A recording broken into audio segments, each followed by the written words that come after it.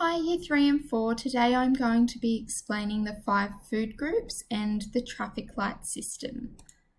So here we've got our Australian Guide to Healthy Eating, and this includes our grain foods and our vegetables, so that's in the 2 top sections. That's what we should be including most in our everyday diet. And down the bottom we've got our lean meats, our poultry, fish, eggs, nuts and seeds. Then we've got our dairy, so these should be mostly fat reduced, milk, yogurt and cheese. And then we've got our fruits. Down the very bottom, not included in our 5 food groups, are our sometimes foods, so we should be eating those on really only on very rare occasions, not regularly in our diet, because they don't have any nutritional benefit or very little nutritional benefit. Same with our used small amounts, so that's oils and things like that. We also must remember to drink plenty of water. That's very important for keeping us hydrated. Here's a bit of an overview of the Australian Guide to Healthy Eating. So it gives us a guide of the amount and types of food we should be eating.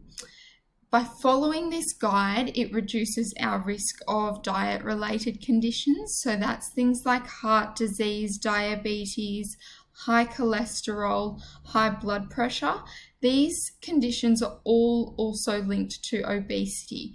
So those conditions are some of the leading causes of death in Australia, and that's why it is so important for us to be following this guide so that we can avoid some of these really nasty diseases and conditions.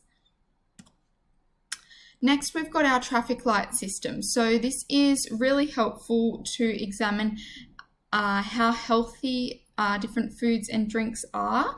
It's often used in school canteens to assist with creating a menu full of foods and drinks that could be the best possible choice, so the healthiest for the students. We can also use the traffic light system in our everyday lives.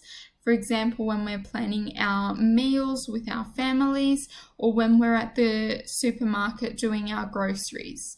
So in our green section, we've got our minimally processed foods. We want to be eating most of the foods in our diets should be fitting into that green section.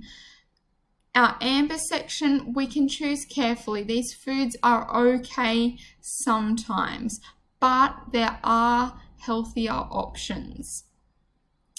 Our red foods are full of added sugar, fat, and salt. So we really want to be steering clear of the red foods. We want to limit those in our diet.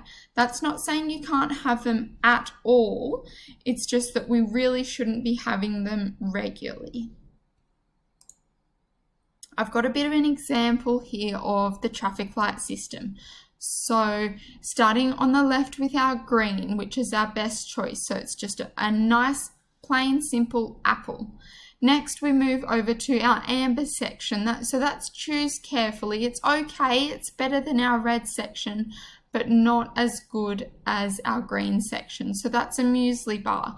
It still contains some ingredients that will benefit us, but there's a healthier option, which is the apple. Next, we move on to our red section, which is a cupcake. So that's really not recommended. That's not going to have much nutritional benefit for us. Okay, so I've got a bit of an example here of our food diary, which is what we're going to be doing next in the lesson.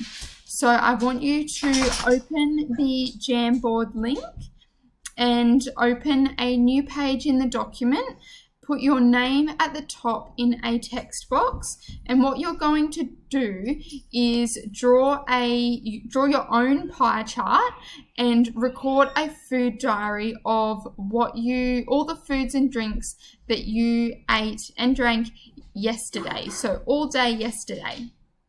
I want you to organize these into the sections of the 5 food groups and try and work out what food, what section that food fits into. So if you had a piece of toast for breakfast, you would put that in the grain section. Now you can put a text box and type in toast, or you could use your pen and draw on your screen. Use the pen on the screen and draw into the grain section.